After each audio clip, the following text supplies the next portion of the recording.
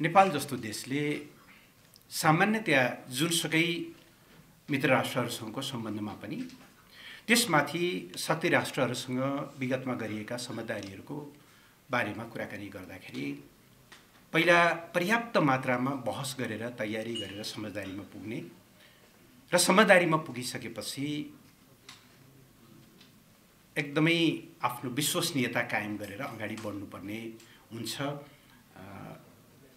पहिले समझदारी गरेर पछि त्यसमा आउने कतिपय विवादहरूमा हामी अल्झिँदाखेरि मुलुकको एउटा विश्वसनीयतामा एक खालको समस्या आउँछ। हामी कहाँ चाहिँ पटक पटक यस्ता समस्याहरू दोहोरिने गरेका छन्। 2053 सालमा एकीकृत महाकाली सन्धि भयो। सन्धि हुँदा त्यस्तो ह्यू एन्ड क्राई केही थिएन, तर पछाडि यस्तो ठुलो कन्ट्रोभर्सीमा हामी फस्यौँ। एउटा पार्टी त विभाजितै हुने स्थिति भयो र त्यसले धेरै ठुलो समस्या सृजना गर्यो। एमसीसी सम्झौता भयो 2017 मा। पछि त्यो अगाडि बढ्दै जाँदा सम्झौता गर्ने बेलामा जो सरकारमा हुनुहुन्थ्यो, सरकारमा रहेको एउटा महत्त्वपूर्ण पक्ष नै विवादमा उत्रियो र त्यसले दुई देशको सम्बन्धलाई असाध्यै धेरै गिजोल्ने स्थिति बन्यो। अलिअलि डर छ कतै हामी बिआरआईमा पनि त्यही विगतका कमजोरीहरू दोहोर्याउँछौँ कि भनेर। त्यसबाट मेरो पहिलो चाहिँ हामी सबैले ध्यान दिनुपर्ने कुरा, एकजना एउटा चर्चित भनाइ छ, 10 चोटि नाप र एकचोटि त्यसपछि काट। हामी कहाँ चाहिँ पहिले कैँची चलाइहाल्ने, त्यसपछि यता मिलेन कि त्यता मिलेन भनेर नाप्न थाल्दाखेरि चाहिँ त्यो कसै गरे पनि मिल्दैन। हाम्रो जस्तो देश भूरान्तिक संवेदनशील ठाउँमा रहेको देशले चाहिँ शक्ति राष्ट्रहरूसँगको सम्बन्धमा उनीहरूसँगको डिलिङमा चाहिँ त्यो म्याच्योरिटी, त्यो फरसाइटेडनेस र एक खालको चाहिँ क्रेडिबिलिटी कायम गर्नुपर्छ भन्ने कुरा म आग्रह गर्न चाहन्छु। दोस्रो,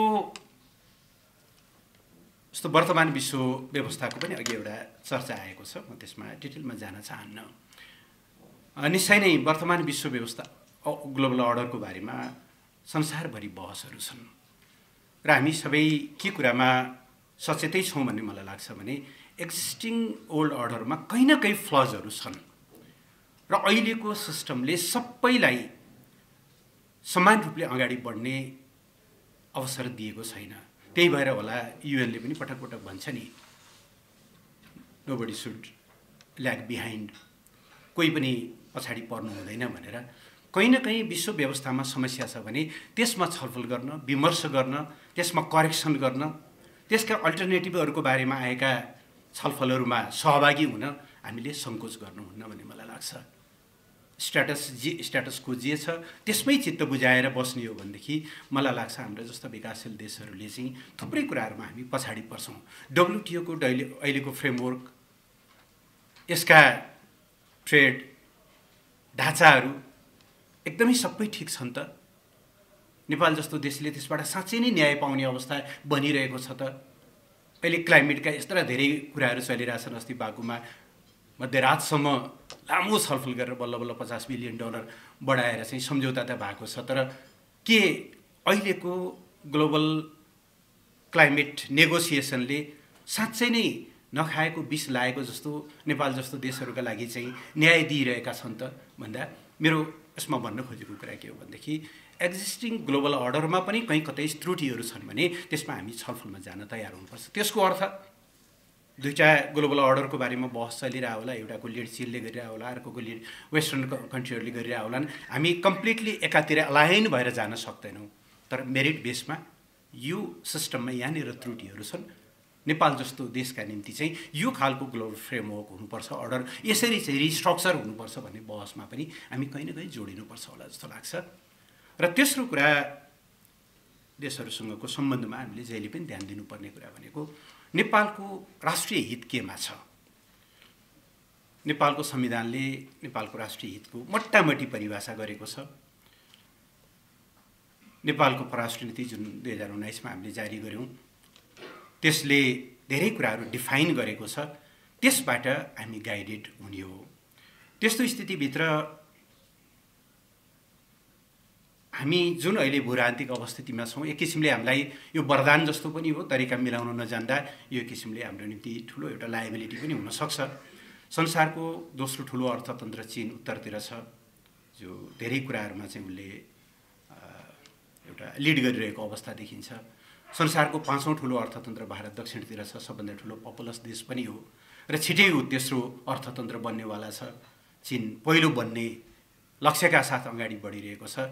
दुईटा संसारका यति ठुला बजार र यति ठुला अर्थतन्त्रको बिचमा रहेको देशले ती सम्भावनाहरूलाई अधिकतम सदुपयोग कसरी गर्न सक्छौँ र त्यो देशहरूसँगको आर्थिक विकाससँग हाम्रो लयलाई कसरी मिलाउन सक्छौँ। किनभने संसारमा अहिले कुनै पनि देशले आइसोलेसनमा विकास गर्न सक्ने सम्भावना छैन। त्यसो भएको हुनाले हाम्रो जब आर्थिक इन्गेजमेन्टको कुरा आउँछ, डेभलपमेन्ट इन्गेजको कुरा आउँछ, हामी यी दुईटा देशको विकाससँग कहाँनिर जोडिएर कस्ता कस्ता खालका पोलिसीहरूका साथ अगाडि बढ्यौँ भने हामी जोडिन सक्छौँ र हाम्रो अर्थतन्त्रले एउटा चाहिँ गतिशीलता निर्माण गर्न सक्छ। त्यो बहावमा, त्यो ट्रेन्डमा, त्यो प्रवाहमा हामी पनि कहीँ न कहीँ सामेल हुन सक्छौँ भन्ने कुरालाई चाहिँ ध्यानमा राख्नुपर्ने हुन्छ र यसलाई चाहिँ पोलिटिकल आइडियोलोजीहरू, पोलिटिकल बायसहरूबाट माथि उठेर हेर्नुपर्छ भन्ने मलाई लाग्छ। किनभने अहिलेको अन्तर्राष्ट्रिय नीतिहरू, अन्तर्राष्ट्रिय सम्बन्धहरू आइडियोलोजीबाट चलिरहेका छैनन्। आइडियोलोजीबाट चलिरहेको भएदेखि अमेरिका र अरबका शासकहरू, अमेरिका जसले आफूलाई डेमोक्रेसीको एकदमै पाइनियर भन्छ र त्यहाँका शासकहरू बिचको सम्बन्ध, या चीन र म्यानमारका सैनिक शासकहरूको सम्बन्ध, त्यो त बन्दै थिएन नि। हरेक देशले आफ्नो राष्ट्रिय हितलाई ध्यानमा राखेर उसले पोलिसी चलाइरहेको छ भन्दाखेरि चाहिँ आइडियोलोजीभन्दा माथि उठेर हामीले चाहिँ हाम्रो राष्ट्रिय हित के गर्दा हुन्छ भन्ने कुराबाट हेर्नुपर्छ। यी तीनटा कुराको फ्रेममा राखेर चाहिँ हामीले बिआरआईलाई पनि हेर्नुपर्छ भन्ने मलाई लाग्छ। अब बिआरआईको बारेमा एउटा डिलेमा कहाँनिर छ भनेदेखि आज अलिक राम्रोसँग छलफल अगाडि बढेको छ। नभए हाम्रा मिडिया अथवा बाहिर चलिरहेको डिस्कोर्स चाहिँ बिआरआई भनेको ग्रान्ट भर्सेस डेट जस्तो गरिकन, जबकि त्यो एउटा विकासको अवधारणा हो। चीनको आफ्नो आर्गुमेन्ट के छ भने हामी सहमत हुन सकौँला, असहमत हुन सकौँला। एक्जिस्टिङ ग्लोबलाइजेसनको प्याटर्नले धेरै देशहरूलाई समेट्न सकेन। त्यसो भएको हुनाले अलिक इन्क्लुसिभ ग्रिन खालको चाहिँ डेभलपमेन्टको नयाँ मोडलमा जानुपर्छ भन्ने उसको आर्गुमेन्ट छ। अब त्यो तर्क उसको आफ्नो हो, त्यसमा हाम्रो सहमति या असहमति हुन सक्ने भए हाम्रो आफ्नो अवधारणाको आधारमा। त्योभित्र त्यसको विकासको एउटा अवधारणा हो भन्ने कुरामा जाँदा त्यसलाई कसरी हामीले अधिकतम सदुपयोग गर्न सक्छौँ भन्ने भन्दा पनि हाम्रो बहस चाहिँ ऋण भर्सेस अनुदान जस्तो भएको छ। त्यसलाई त्योभन्दा बाहिर ल्याएर हामीले छलफल गर्नुपर्छ भन्ने मलाई लाग्छ। यसभित्र 2017मा अघि पनि चर्चा भइसक्यो, यसको एमओयूमा हस्ताक्षर भयो। अब त्यसपछि अलि ट्रान्जिसमै थियौँ हामीहरू। 2018मा नयाँ सरकार बन्यो। त्यस पछाडि चाहिँ 2020को सुरुमा चाहिँ उहाँहरूले एउटा ड्राफ्ट पठाउनु भयो इम्प्लिमेन्टेसन प्लानको, र ब्याक एन्ड फोर्थ धेरैचोटि उहाँहरूले पठाउनु भएको ड्राफ्टमा हामीले केही इनपुट्सहरू दियौँ। ती इनपुट्समा फेरि चीनले केही इनपुट्सहरू पठायो, फेरि हामीले केही इनपुट्सहरू पठायौँ। ब्याक एन्ड फोर्थ हुँदै नै गरिरहेको अवस्था छ। यहाँ अलिअलि साथीहरूले चाहिँ ड्राफ्ट त हेर्नै पाइएन नि भन्नुभएको छ। त्यो चाहिँ मिल्दैन, त्यस्तो हामीले आग्रह राख्नु पनि हुँदैन होला। दुई देशको बिचमा एकदम इनिसियल स्टेजमा रहेका ड्राफ्टहरू अब यस्तो फोरमहरू अथवा मिडियामा ल्याएर छलफल गरेर त पार पनि लाग्दैन होला। तर स्वाभाविक रूपले एउटा जिम्मेवार डेमोक्रेटिक सरकारले जब निष्कर्षमा पुग्ने बेला हुन्छ त्यसका इम्प्लिकेसन्सहरूको बारेमा चाहिँ जनतालाई सुसूचित गर्नुपर्छ। तर त्यो चाहिँ इनिसियल स्टेजमै भएको हुनाले चाहिँ यो एकदम अपारदर्शी भयो भन्नु चाहिँ सायद उचित होइन कि जस्तो मलाई लाग्छ। यो यसमा धेरै लामो छलफलहरू चलिरहेको अवस्था छ, अहिले पनि हामी त्यसमै छौँ। अब मलाई चाहिँ के लाग्छ भनेदेखि अहिले हामीले गर्नुपर्ने भनेको त्यो बिआरआई इम्प्लिमेन्टेसन प्लान भन्ने फ्रेमभित्र भन्दा पनि इम्प्लिमेन्टेसन प्लानभित्र सायद त्यसका डिटेलहरू जालान्। जसरी हामीले कुनै एउटा प्रोजेक्टमा सम्झौता गर्छौँ, त्यसको पिडिए गर्छौँ हामीले, होइन? त्यस्तो गरी जानु त आवश्यक छैन होला जस्तो लाग्छ। किन यो त एउटा कन्सेप्ट हो। त्यो कन्सेप्टमा हाम्रा आफ्ना पोलिसीहरूलाई अथवा हाम्रा प्रायोरिटीहरूलाई जोड्ने कुरा होला। त्यसपछि जब त्यसभित्रको एउटा प्रोजेक्टको कुरा आउँछ, टोखा छहरे सुरुङ बनौला अथवा चाहिँ डेडिकेटेड डबल लेनको सडक बनौला, जहाँ तातो पानीदेखि लिएर धुलीखेलसम्म अथवा किमाथाङकादेखि लिएर चाहिँ तल हिलेसम्मको बाटो बनौला, त्यसकोमा जाँदा इम्प्लिमेन्टेसनको डिटेल प्लान, त्यसको फन्डिङ मोडालिटी त्यसपछि आउने होला। त्यसबाट ठ्याक्कै शीर्षक चाहिँ इम्प्लिमेन्टेसन प्लान भन्दा पनि कोअपरेसन फ्रेमवर्क टाइपको केही गरेर जानुपर्छ कि भन्ने मलाई लाग्छ। सायद अहिले दुईटा पार्टीहरूको बिचमा चलिरहेको छलफल पनि यसै सेरोफेरोमा छ जस्तो मलाई लाग्छ। अब त्यसो गर्दा एउटा फ्रेममा हामी जोडिने, चीनका र हाम्रा इन्ट्रेस्टहरू कहाँनिर कन्भर्ज गर्छन् त्यसलाई पहिचान गर्ने, जहाँनिर हाम्रा डाइभर्जेन्सहरू छन् सरी है यो कुरामा त हामी जोडिन सक्दैनौँ भनेर उहाँहरूलाई खुलास्त भन्ने र हाम्रो राष्ट्रिय हितमा त्यसलाई अधिकतम सदुपयोग गर्ने हिसाबले हामी जानुपर्छ होला। त्यसभित्र जब प्लानको कुरा प्रोजेक्ट बेसिसको कुरा आउँछ त्यसपछि मात्रै बल्ल ग्रान्ट कि, सफ्ट लोन कि, टेक्निकल असिस्टेन्स कि, फरेन डाइरेक्ट इन्भेस्टमेन्ट कि, जोइन्ट भेन्चर कि अनेकौँ कुराहरू आउलान्। हामी त्यो विषयमा पुगिसकेकै छैनौँ। त्यसो भएर अहिले चलिरहेको बहस चाहिँ अलिक सतही जस्तो भएको छ भन्ने मलाई लाग्छ। अहिले नै हामी ऋण कि यो अनुदान भन्ने बहसमा प्रवेश गर्ने बेलै भएको छैन जस्तो मलाई लाग्छ। जहाँसम्म लोनको कुरा हो, मेरो आग्रह छ, अघि प्रस्तुत गर्ने साथीलाई पनि मेरो आग्रह छ, लोनका विश्वव्यापी प्रभावहरूलाई हेरौँ। अहिले भर्खरै एकदम तातो बहस चलिरहेको एउटा देश छ सुरिनाम, जहाँ आइएमएफका कतिपय पोलिसीहरूको कारणले त्यो एउटा ठुलो सङ्कटबाट गुज्रिरहेको छ। बिआरआईका पनि आफ्नै इम्प्लिकेसन्सहरू छन्, अर्जेन्टिना आफ्नै ढङ्गले लडिरहेको अवस्था छ। त्यस भएर मैले हेर्दा लोन कुनै democratic loan, communist loan, red loan अथवा ब्लू लोन भन्ने हुन्छ जस्तो मलाई लाग्दैन। लोन नै हो। त्यो लोनका टर्म्सहरू होलान्, त्यसको ब्याज दर होला, पेब्याक गर्ने त्यसको चाहिँ समयावधि होला, त्यससँग जोडिएका थुप्रै शर्तहरू होलान्। त्यसको आधारमा मात्रै हामीले लोन कति लिने कति नलिने, हामीले तिर्न सक्ने क्षमता हो कि होइन, हाम्रो राष्ट्रिय प्राथमिकता प्राप्त योजना हो कि होइन, त्यसरी हेर्नुपर्छ होला। कहिलेकाहीँ बहसमा चाहिँ मानौँ संसारभरका जति पनि देशहरू लोनको अप्ठ्यारोबाट गुज्रिरहेका छन् तिनीहरू सबै एउटा देशबाट लिएको लोनका कारणले छन्, अर्को देश अथवा मल्टिल्याटरल सङ्गठनहरूबाट लिएका लोनहरूमा त समस्या नै छैन जस्तो खालको बहस पनि उचित हो जस्तो लाग्दैन। एकदमै प्र्याक्टिकल बेसिसमा हामी जाउँ जस्तो लाग्छ। हामी आफै कहाँ पनि पटक मेलम्चीको बारेमा बहस हुन्छ। मेलम्ची हामीले जसरी कार्यान्वयन गरिरहेका छौँ, मेलम्चीमा जति लगानी भइरहेको छ त्यसमा पनि त अलिकति हामीले छलफल गर्न सक्छौँ होला जस्तो लाग्छ।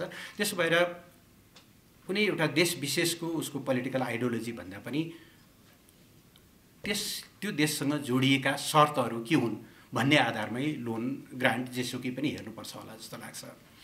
अब म चाहिँ के ठान्छु भनेदेखि इभन कुनै देशले ग्रान्ट नै दिन्छ भने पनि यदि हाम्रो देशको राष्ट्रिय हितमा छैन भने ग्रान्टबाट बच्नुपर्छ, ग्रान्ट लिन सक्दैनौँ हामी। थुप्रै देशहरू बिचमा यस्ता ट्रान्जिसनको बेलामा कतिपय देशहरू कन्भर्जनको नाउँमा आइरहेका हुन्छन्। बाहिर त भन्दैनन्, तर भित्री उद्देश्य कन्भर्जन हुन्छ। ग्रान्टकै नाममा भए पनि त्यो त लिन मिल्दैन होला। छिमेकी देशहरूका राष्ट्रिय हितमाथि चुनौती खडा गर्ने खालका कतिपय कुराहरू आउलान्। हामी त्यसमा ग्रान्ट आयो सित्तैमा भनेर त लिन सक्दैनौँ होला। त्यस भएर ग्रान्ट होस् अथवा लोन त्यो राष्ट्रिय हितमा छ कि छैन, पहिलो हाम्रो प्रस्थान बिन्दु त्यहाँनिर हुनुपर्छ भन्ने मलाई लाग्छ। दोस्रो, निस्सन्देह म पनि सहमत छु, अहिले यति बेला नेपालले ठुला प्रोजेक्टहरूमा ऋण लिएर भार बढाउन सक्ने अवस्थामा छैन। त्यसै पनि 42-43% कुल जिडिपीको लोन अब एकदमै धेरै त होइन, तर हामी झन्डै सेचुरेसन जस्तोमा पुगेका छौँ। अब हामी अलि सजग हुनुपर्ने ठाउँमा पुगेका छौँ। अब हाम्रो उत्पादकत्व वृद्धि भइरहेको भए, हाम्रो ग्रोथले त्यही ढङ्गले चाहिँ धानिरहेको भएदेखि त्यो साह्रै ठुलो कुरा होइन। तर ग्रोथ 4% पनि नपुगिरहेको परिप्रेक्ष्यमा हामीले पुँजीगत खर्च 22-23% टोटल छुट्याउँछौँ। कुल बजेटको खर्च हुन्छ त्यसको पनि 50%। यो स्थितिभित्र हामीले थप लोनहरू लिन सक्ने अवस्थामा चाहिँ छैनौँ। त्यसो भएको हुनाले अहिले यति नै बेला चीनसँग बिआरआई अन्तर्गत कुनै ठुला प्रोजेक्टमा लोन लिएर गरौँ भन्ने खालको कुरा यति बेला फर द टाइम बिइङ चाहिँ त्यो आवश्यक उचित छैन, अथवा यो टाइम चाहिँ परिपक्व होइन भन्ने नै लाग्छ मलाई। सायद सरकार र सरकारमा रहेका मुख्य दलहरूको बिचमा यो विषयमा चाहिँ अन्डरस्ट्यान्डिङ पनि भएको अवस्था छ। तर हामीले हेर्नुपर्ने कुरा चाहिँ के हो भन्दाखेरि, म फेरि पनि दोहोऱ्याएर भन्न चाहन्छु, संसारको दोस्रो ठुलो अर्थतन्त्र जसले थुप्रै कुराहरूमा चाहिँ अहिले खास गरेर इनोभेसनमा, टेक्नोलोजीमा उसले चाहिँ त्यो आफ्नो एक्सिलेन्स देखाइरहेको छ, त्यससँग नजोडिकन या संसारको 5औं ठुलो अर्थतन्त्र जसले थुप्रै कुराहरूमा खास गरेर मास लेभलका प्रोडक्सनहरूमा म्यानुफ्याक्चरमा उसले चाहिँ लिड गरिरहेको छ, त्यो देशको अर्थतन्त्रसँग जोडिने हाम्रा मोडालिटीहरू के हुन्?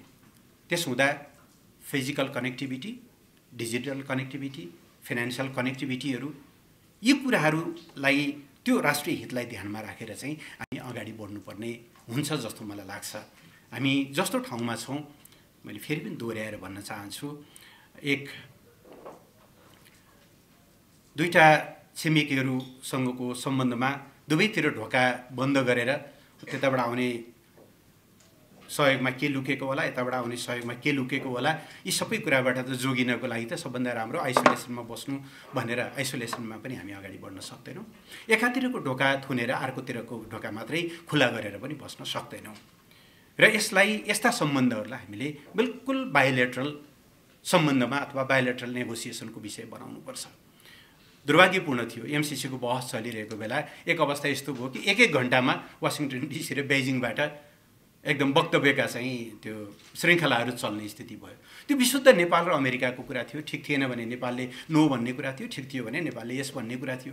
तेस्रो देश अनावश्यक जोडिँदै आयो। बिहारको कुरा पनि त्यही हो, हाम्रो र चीनको कुरा हो। यसमा अरू देशहरूले अनटिल एन्ड अनलेस नेपालले अरू देशका जेन्युइन इन्ट्रेस्टहरूलाई चाहिँ हार्म गर्दैन, हाम्रा पोलिसीहरूले, हामीले लिने त्यस्ता खालका सहयोगहरूले चाहिँ हाम्रा अरू छिमेकीहरू या अरू देशहरूको आधारभूत हितलाई चाहिँ चुनौती खडा नगरुन्जेलसम्म अरूले चासो राख्नु उचित पनि होइन। र चासो राख्नुभयो भने सरी यो हाम्रो बायोलेटरल मामला हो है, तपाईँहरूले नेपाललाई विश्वास गर्नुहोस्, हामीले हाम्रो भूमि तपाईँहरूका विरुद्ध प्रयोग हुन दिँदैनौँ, हाम्रा कुनै पनि पोलिसीहरूले तपाईँहरूलाई अप्ठ्यारो पार्न दिँदैनौँ, हामी कुनै एलाइनमेन्टमा जोडिएर चाहिँ तपाईँहरूका हितहरूलाई चाहिँ प्रतिकूल प्रभाव पार्दैनौँ, हामी हाम्रो राष्ट्रिय हितलाई ध्यानमा राखेर अगाडि बढ्ने यो बायोलेटरल मामला हो, कृपया यसमा चाहिँ हामीलाई ट्रस्ट गर्नुहोस्, हामीलाई चाहिँ डिल गर्न दिनुहोस् भनेर नै जानुपर्ने हुन्छ।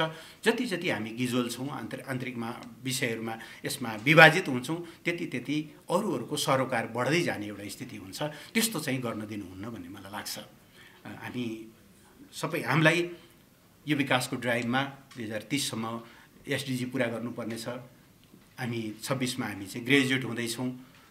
हामीले मध्यम आय भएको मुलुकमा छिटै नेपाललाई अगाडि बढाउनु पर्नेछ। यो स्थितिभित्र चाहिँ हामीले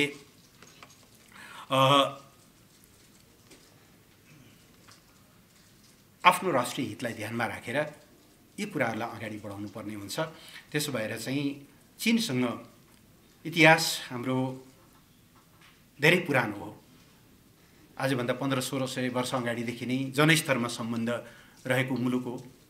कुनै बेला नेपालले आफ्ना क्वाइनहरू यहाँ उत्पादन गरेर यहाँ चाहिँ ती चाहिँ क्वाइनहरू तयार गरेर तिब्बतमा प्रयोग गर्न दिने गरिकन एउटा चाहिँ त्यो अन्तर्राष्ट्रिय व्यापारको एउटा ट्रान्जिट बनेको त्यो एउटा गौरवपूर्ण परम्परा भएको देश हो।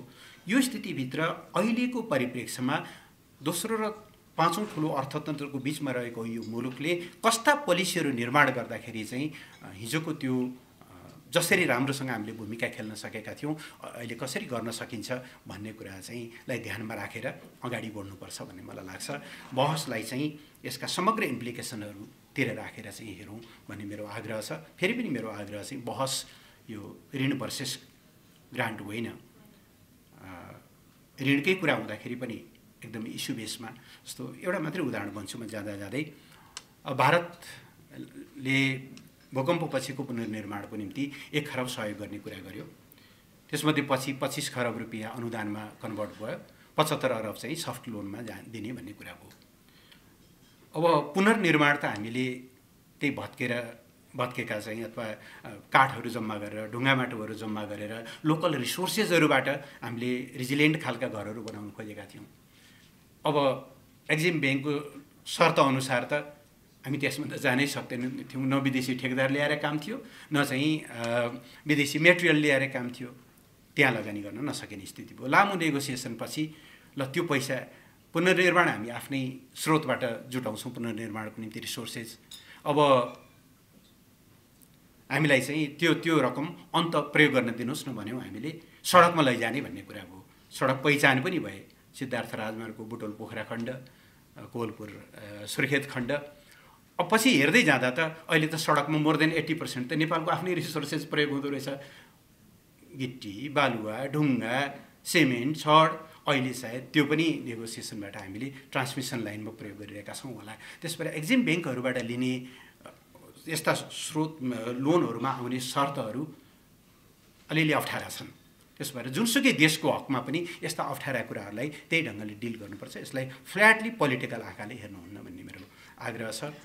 सामान्य प्रधानमन्त्रीको चीन भ्रमण हुँदै गर्दा यी सबै विषयलाई ध्यानमा राखेर चीनको अधिकतम चाहिँ सहयोग नेपालको हितमा जुटाउने गरी त्यो भ्रमण सफल होस्, म त्यही आग्रह गर्न चाहन्छु।